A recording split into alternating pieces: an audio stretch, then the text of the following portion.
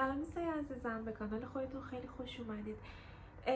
بچه ها میخوام توی یه سری مجموعه ویدیوها یه سری نکات خیلی خوب و به درد بخور در واقع در مورد نکاتی در مورد نوشتن CV و آپدیت کردن CV، بروز کردن صفحات لینکدین و همینطور سوالاتی که توی جلسات اینترویو باهاش مواجه میشیم، چون دقیقاً میشه گفت یه سری استپاس که باید حالا یه سریاشو همزمان با هم ببریم جلو، مثل سینک بودن CV و صفحه لینکدین، و یکی هم که مرحله آخره که همون پس کردن اینترویوه و به خوبی و با موفقیت پشت سر گذاشتن اینترویوه. ولی گام اول این که این اینترویوه حاصل بشه، این اینترویو رو بتونیم ما بگیریم. چجوری میتونیم بگیریم؟ با همون نکاتی که باید توی CVمون مراعات کنیم.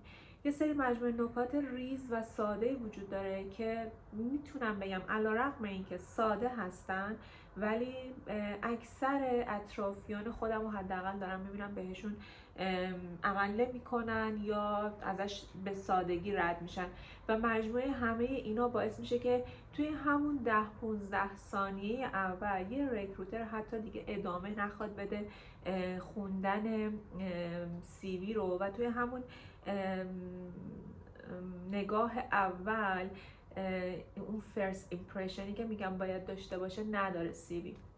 در نتیجه خب به مرحله دوم که همون گرفتن اینترویو منجر نمیشه. تمام این ویدیوهایی که میخوام براتون بذارم حاصل ساعت‌ها آموزش خودمه، از حالا رفرنس های معتبر، از آدمای معتبر، از رکروترهای خیلی قوی، و همینطور بک‌گراند خودم توی فیلد HR که خودم مواجه بودم با این مسئله. خیلی زیاد میبینم اطرافیان خودم که اشاره میکنن یا حتی ممکن گلایه کنن از این موضوع که علیرغم اینکه توی یه مدت، توی بازه مثلا چند ماهه، چندین و چند شاید بالای مثلا 200 تا اپلای کردن، ولی حتی نتونستن یه اینترویو هم، یعنی منجر به یه اینترویو هم نشده.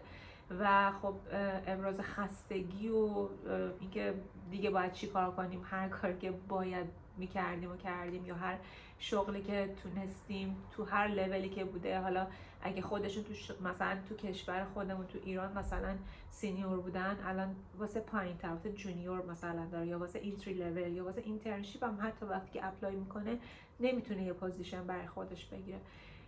وقتی که ازشون خواستم یه نگاهی اجازه دادن که به CV هاشون بندازم، یا خودشون برای من CV هاشون رو فرستادن، میرم واقعا یه چیزایی هست که حق دارن که نرم به مرحله بعدی.